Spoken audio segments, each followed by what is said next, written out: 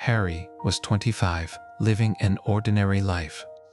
He worked in customer support at an electronics store, a simple job that paid the bills. Fresh out of a long-term relationship, Harry spent almost every evening out with friends, bars, concerts, camping trips, spontaneous weekend beach getaways. He was never home, always surrounded by people, music, and laughter. Life felt like a constant adventure. Every weekend, he'd pile into a car with friends, blasting songs and singing loudly as they sped toward the mountains or the seaside. During the week, there were clubs, late-night barbecues, or random pub outings. Harry was young, carefree, and living for the moment.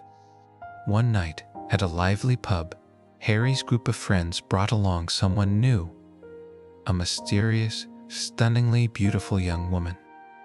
She seemed a bit shy, clearly unfamiliar with most of the group, sitting quietly and observing.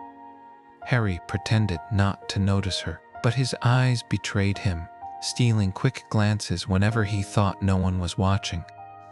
This wasn't like him. Usually, Harry was bold, confident, playful. But this time he hesitated. Who was she? Could she be dating someone in the group? The thought alone made his heart sink. After hours of internal struggle, he finally asked his friends about her. Her name was Anna, and to Harry's relief, she was single. But they warned him, "Don't waste your time. She's not like the girls you usually date. She's quiet, loves reading, puzzles, art museums, classical concerts. She's out of your league." Harry laughed it off, but deep down, he felt it too. Anna seemed like a different world entirely. As the night went on, the music grew louder and the dancing wilder. Through the swirling crowd, Harry suddenly found himself near Anna. Heart pounding, he introduced himself, pretending he didn't already know her name. They had to lean close to talk over the music, his lips brushing her ear as he spoke. Anna moved her hair aside, revealing her neck, and a wave of her perfume hit him like electricity. Without thinking, he blurted out, "I've never really cared about perfumes. But you smell like you're from another world. For the first time, I understand why someone would search for the perfect scent." Anna smiled softly and explained how perfumes mix uniquely with each person's skin, creating a scent like no other. From there, their conversation flowed effortlessly, one topic blending into the next. They drifted to a quieter corner, still dancing lightly, completely absorbed in each other. Time seemed to dissolve around them. By the time dawn approached, nearly everyone else had left. Anna's friends came to collect her, worried about her getting home safely. Harry and Anna exchanged a bittersweet smile. Neither wanted the night to end, but it felt too soon to admit they didn't want to be apart. Before leaving, one friend suggested, "Next weekend, let's all meet at the park around 2 p.m. for a picnic." Their faces lit up. It wasn't soon enough, but at least it was something. As they parted ways, Harry gave Anna a quick kiss on the cheek and whispered, "You don't belong to this planet." Then he watched her walk away, his mind spinning like a crowded intersection at rush hour. Harry stumbled home at 5 a.m., exhausted but too wired to sleep. 2 hours later, he was still lying in bed, replaying every moment, every word. Questions tormented him. Where did she come from? How could someone like her exist? Why did she choose to spend the entire night talking to me? Does she feel the same? Or was it just a pleasant evening for her? For Harry, it was already clear. Anna wasn't just another friend. She had stormed his heart's fortress and claimed it entirely. Now, Thursday morning, Saturday felt impossibly far away. Harry dragged himself to work, barely functioning. The hours crawled by painfully. Friday was even worse. He wanted to reach out, to ask a mutual friend about Anna. But he held back, terrified of seeming desperate. If she doesn't feel the same, he thought, I could scare her away before we even begin. That night, before bed, he hugged the shirt that still carried Anna's perfume and whispered, "At least, let me be rested for tomorrow. I want to be clear-headed when I see her." Finally, after 2 sleepless nights, he drifted off. Saturday morning, Harry woke with a jolt, as if late for something monumental. He agonized over whether to bring Anna a gift. A flower, he decided. Just one. Simple. If she's shocked, I can make it a joke. He bought a single yellow carnation and headed to the park. From a distance, he saw the group laughing and playing with a gorgeous golden Akita puppy. But no Anna. His stomach sank. Then, suddenly, someone snatched the flower from behind his back. "Is this beautiful flower for me?" a teasing voice asked. Harry spun around. It was Anna. She held the carnation to her nose, smiling. Harry improvised quickly and said, "When I passed the flower shop, this little flower shouted, 'Take me with you, Harry. I'm the most beautiful.' She was being arrogant, so I brought her to you to show her what true beauty looks like." Anna blushed, laughing. "Do you tell all the girls they're beautiful like that?" "Only when it's true," Harry grinned. "But it's the first time I've ever had to argue with a flower." After an hour of group fun, Anna invited Harry to walk with her to get ice cream, just the two of them. Harry's heart soared. It was a sign she felt the same way. As they walked, both were nervous, words suddenly harder to find. Finally, Harry spoke. "Anna, our conversation the other night. I've never met anyone I could talk to endlessly like that. It felt like we'd known each other forever." Anna's face lit up. "Harry, I've been trying to find the words to say exactly that. I felt it too." Harry's heart raced. He took her hand, trembling. Anna, pale with emotion, whispered, "Kiss me before I faint." Under the ancient oak tree, they kissed.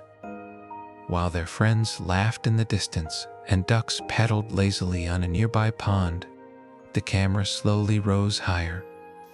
And then, words appeared on the screen. End of episode 1. The image dissolved. Students removed their virtual reality headsets, blinking in astonishment.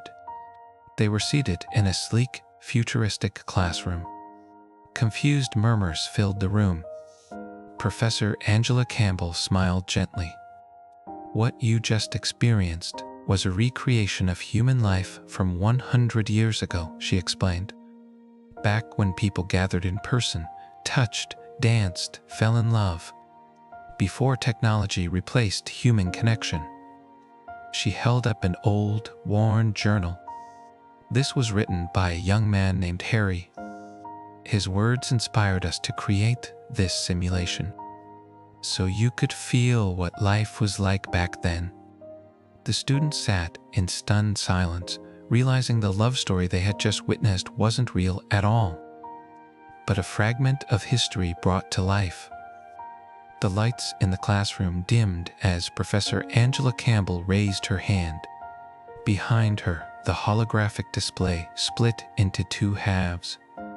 On the left, warm, vibrant scenes of Harry's world.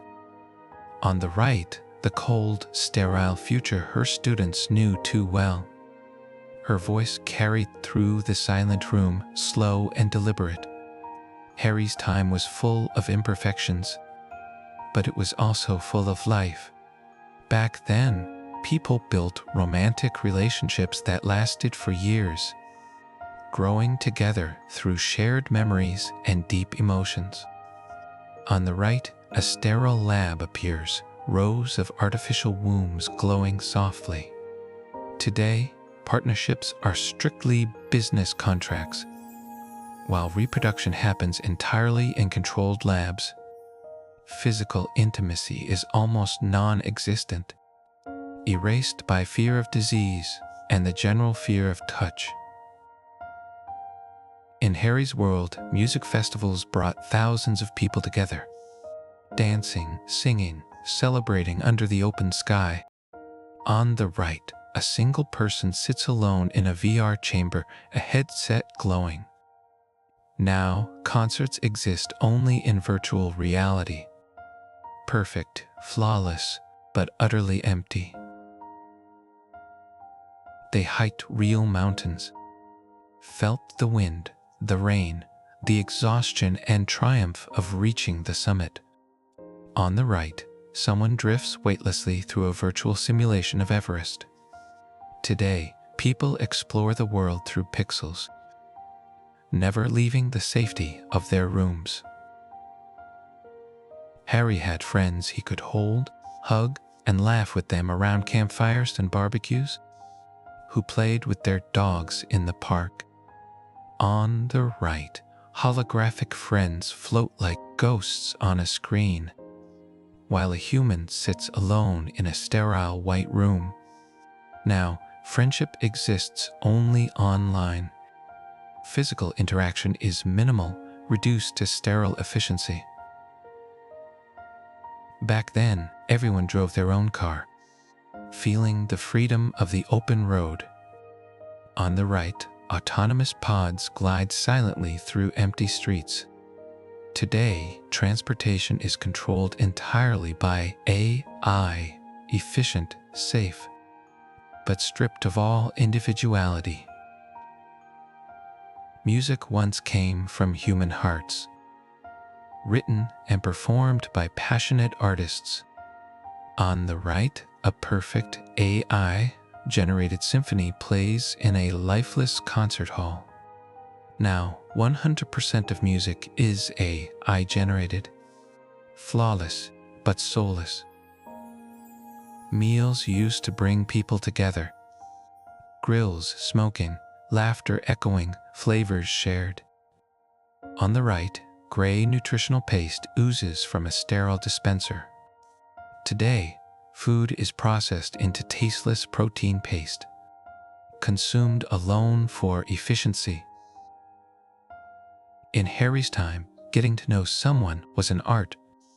People talked for hours, impressing one another with wit, charm, and subtle emotion. On the right, cold text flashes on a screen, short, functional, emotionless. Now, conversations are reduced to short, direct exchanges. No nuance, no feeling. Social rules were unwritten yet deeply respected, passed down through families and communities. On the right, a cold AI interface filters messages. Today, AI monitors and censors every interaction, deciding what is acceptable, what can and cannot be said. Harry worked in a physical store, helping real people face to face. On the right, a seamless AI interface fulfills orders instantly. Now, all commerce is digital, managed by personal AI assistants. People once spent hours outdoors with friends, playing sports, hiking, walking their dogs. On the right, humans sit 90% indoors, isolated in individual pods. Today, 90% of life is lived indoors, with almost no physical interaction at all. Angela's voice grew softer, almost breaking. Harry's world wasn't perfect, but it was alive, vibrant, human. Never forget what we have lost, and never stop imagining what we could regain. The holographic images faded, leaving the room in darkness. For a moment, the students sat in silence, grappling with the haunting truth of what they had seen.